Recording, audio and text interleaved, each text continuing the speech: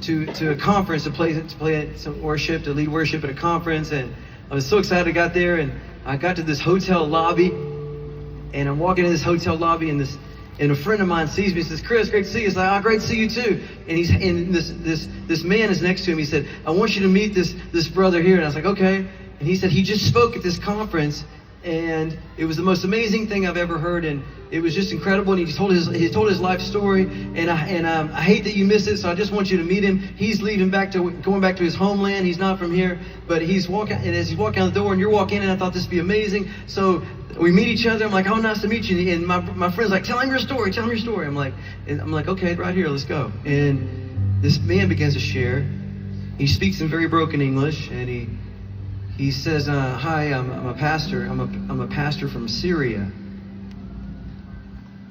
And I just thought that's kind of all you need to know about the guy, right? I'm a pastor from Syria, and I was like, okay, I'm in the presence of something different here. And he began to tell his story, and he said, "Yes." He said, "Yes, Chris." He said, I didn't grow up in a place of any kind of Christianity, or he goes, "My family's Islam, and my country is Islam, and my village is Islam, and my work is Islam." And he said, "But Jesus started coming to me in dreams." He says, "I started having dreams of Jesus every night." He goes, "It's night after night after night." He said, and I love this, he said, "I never knew who Jesus was. I'd never been taught who Jesus was, but I knew this was him in my dream." And I was like, that sounds right. And he said, and every night, before I would wake up, he said, Jesus would look at me and say, "Follow me." He said, and this one morning I decided I'm going to do that. He said, so this one morning I woke up, I said, "Okay, I know you're the Lord. It's been night after night after night. I'm going to follow you." He said, "Chris, I lost everything. I lost my family. I lost my work. I lost my friends. I lost everything. I was by myself. So much so," he said, "so much so, I had two brothers, and one of my brothers said, you've embarrassed the family, and you've got to renounce this Jesus. If you don't, you know what we have to do. We're going to take your life in the public square." And they gave me a day. They said it'll be next week. They gave me it's going to be on a Friday. He said, and every day they would call me and say, would you renounce this Jesus? Would you not embarrass the family? And he said, no. And he began to tell me, he said, as that Friday got closer and closer, and my brothers every day said that they had to do this. They were going to take my life because I've embarrassed the family. He said, I just knew that whatever comes, whether I was going to be with the Lord on that Friday or I was going to keep planning his church. He told me, because he said I started telling people about the Lord, and I would have all these little people come over to my village in my house, and we would start having this little house church, and this really upset my brothers. And he said it was on Thursday, and said tomorrow, my brother said tomorrow is the last day. And he said, yes, I understand that. He said on Thursday night, the brother that was threatening me died in his sleep. And he's just talking to me like we're just talking. And I don't know. I started having that feeling. You know, we live in the Western world, right? And it's just different. And I started thinking, man, I had that feeling. I thought I was talking to somebody out of the Bible. You know what I'm saying? It's like, this guy, he is right out of the Bible. That's why he was telling me miracle after miracle. I was thinking, if you're a Christian, I'm not sure I am one. I was having that moment, you know what I'm saying? I'm like, I'm going to be mowing your grass one day in heaven. I know. Just one of those. I was just in the presence of I felt like just this precious saint of God. And he began talking miracle after miracle. He said, so Chris, I just kept planning his church. And I just keep walking in my village every day and telling people about Jesus, this Jesus that came in my dreams. And I keep telling people about him. And my friend stopped him. My friend who was there in the conversation, he stopped him. He said, have you ever, he looked at this man, he said, have you ever heard of Christian music? I thought, what a terrible question to ask at this moment. This was a really good conversation, and this is such a terrible question. But he's like, my friend said, have you ever heard of Christian music? And the man said, no, I've never heard of it. And my friend winks at me, and he goes on and starts talking, and he's telling more stories. And he's just telling these miracles. I wish I had time. It was so many miracle after miracle of what God was doing in his life and in Syria, in the village that he was in. And then he stops. All right? Then he stops. He says, wait a minute. I do know one song. I know one song. And he said, it's the song I sing every morning when I go to share my faith, because I don't know if it's my last day on this earth or not. So I have this one song. And he's looking straight at me. And he said, the lyrics are this. It says this: I know who goes before me. I know who stands behind. The God of angel armies is always by my side. The one who reigns forever, he's a friend. And he's talking to me like I don't know the lyrics. He says, the one who reigns forever, he's a friend of mine. The God of angel armies is always by my side. And man, tears are just coming to my face. And my friend says, do you know who wrote that song? He said, no, I have no idea. He goes, well, you're looking at it.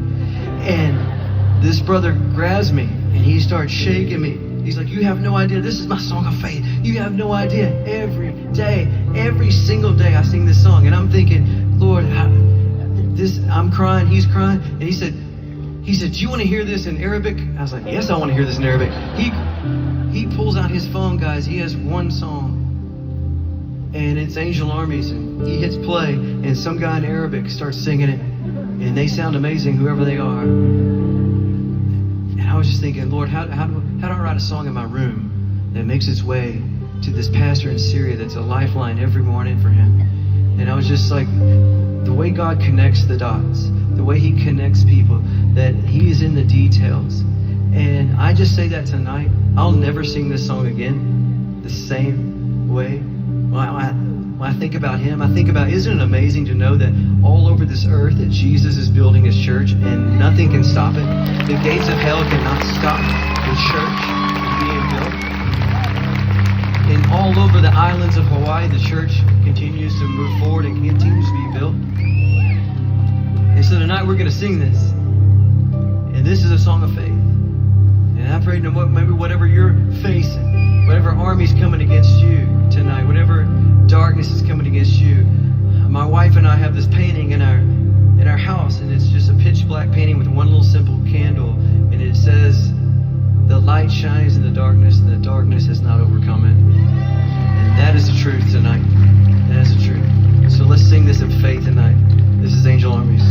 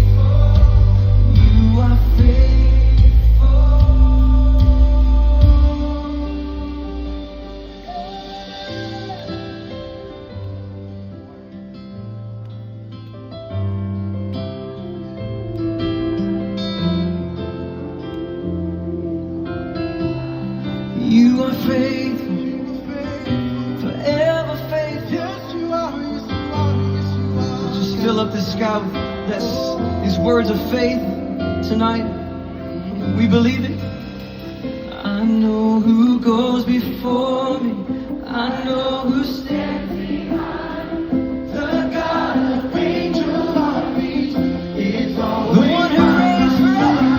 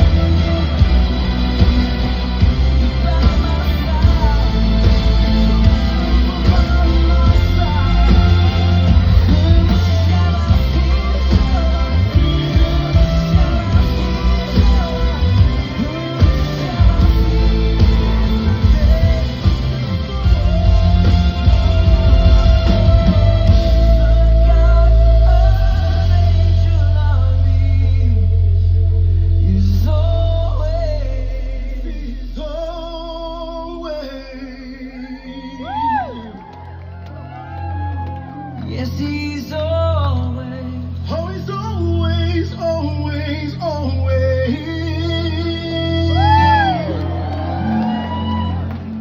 Oh, he's always by my side.